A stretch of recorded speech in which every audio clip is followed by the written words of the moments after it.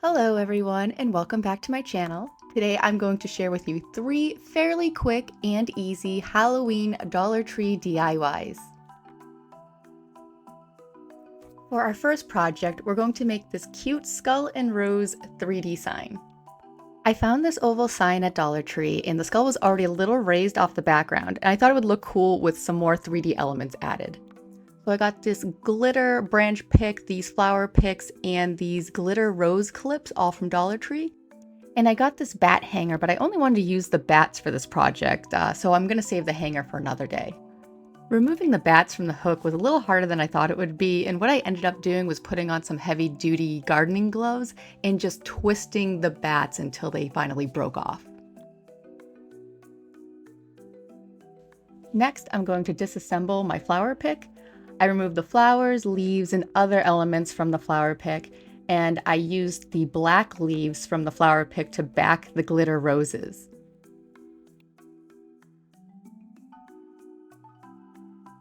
And then I cut down the glitter branch pick into smaller pieces.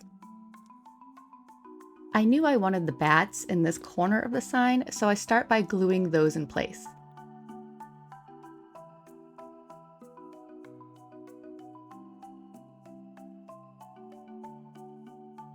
Then I start placing the branches down on the opposite side.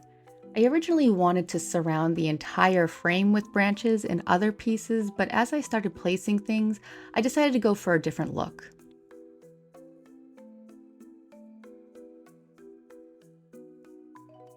I start to glue down the glitter roses to the bottom of the sign after gluing the black leaves to the back of the glitter roses. I was going to add one of these little glitter spiders that I had shown at the beginning of the video, but I didn't really like the look, so I decided to remove it. Instead, I added more roses, and I just added them as a group along the bottom of the sign. I then start gluing the branches along the side as if they were growing up the sign. I add another flower from the flower pick to the roses to add more contrast. At this point, I decided to cut all the branches into individual pieces because I wanted them to look more like vines. I even take the large one off the side and cut that into smaller pieces.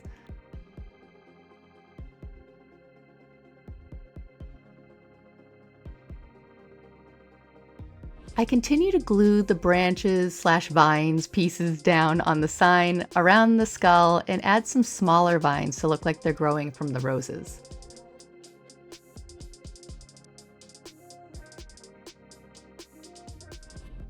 I add some additional branch pieces from the flower pick to the sides of the roses.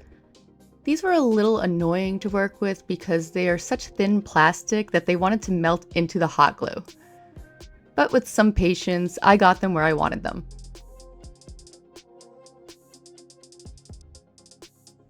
And here you can get a look at the 3D vines and the raised skull.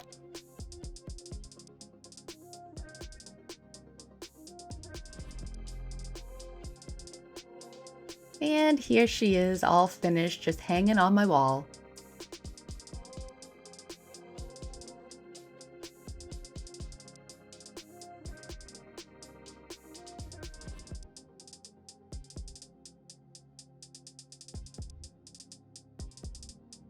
I also wanted to get a shot of her outside because I had to deal with working with all that glitter, so I want you to see it sparkle. This wasn't a huge transformation, but I do think the additions make the sign much more interesting and fun.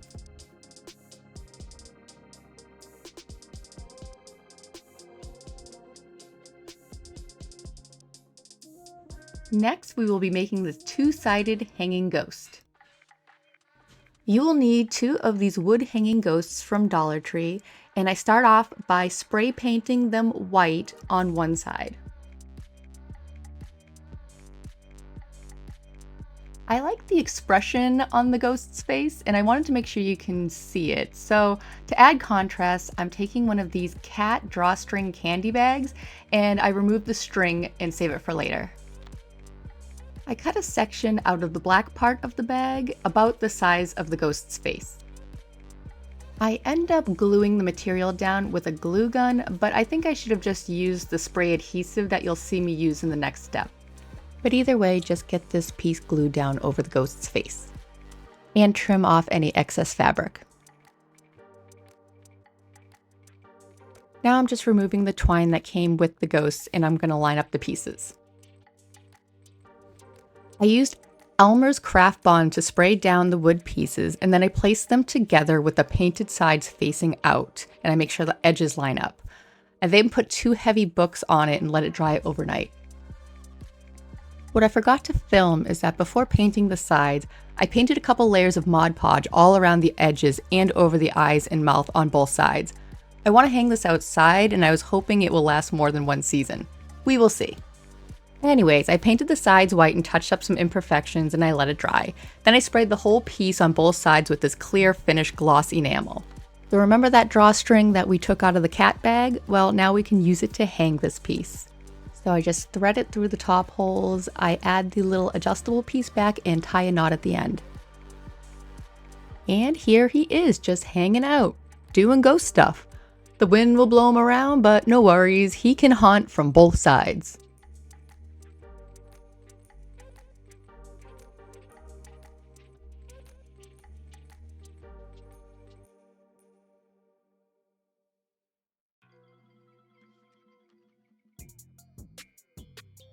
Last but not least, we will be making this glowing spider. We will start with this super cool hollow spider from the Dollar Tree. He is a big boy. We will also be using these little purple battery operated lights from Dollar Tree and a piece of tissue paper.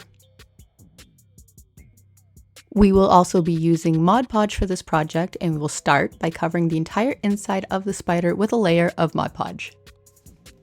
I'm just using white tissue paper for this because I wanted the purple to show through, but you can use any color or multiple colors if you prefer. Cut a piece of the tissue paper into a circle about the size of the spider and stick it down to the Mod Podge. Then paint another layer of Mod Podge over the tissue paper and cut off excess as you go. If you make any rips or holes in the tissue paper, you can add additional pieces over the tear and paint some more Mod Podge over the top.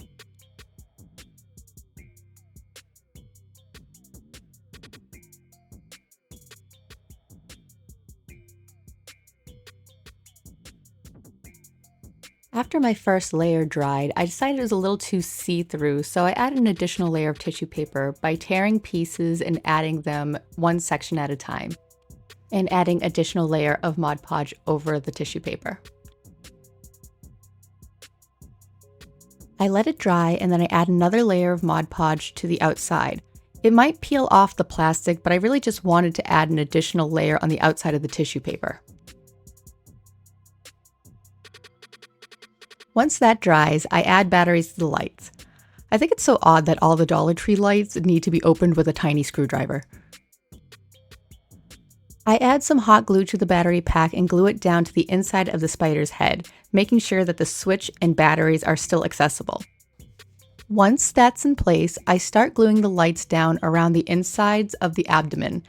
I'm just trying to make sure that the light is distributed somewhat evenly and that the light will stay inside. I turn them over every once in a while to check.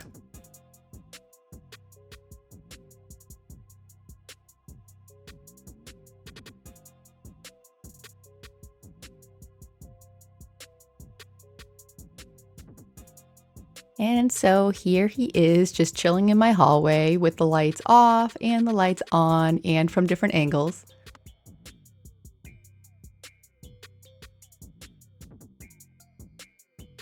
And here he is up on my mantle. This is a pretty easy and affordable project, but it has a big impact. Just look at that big glowy boy.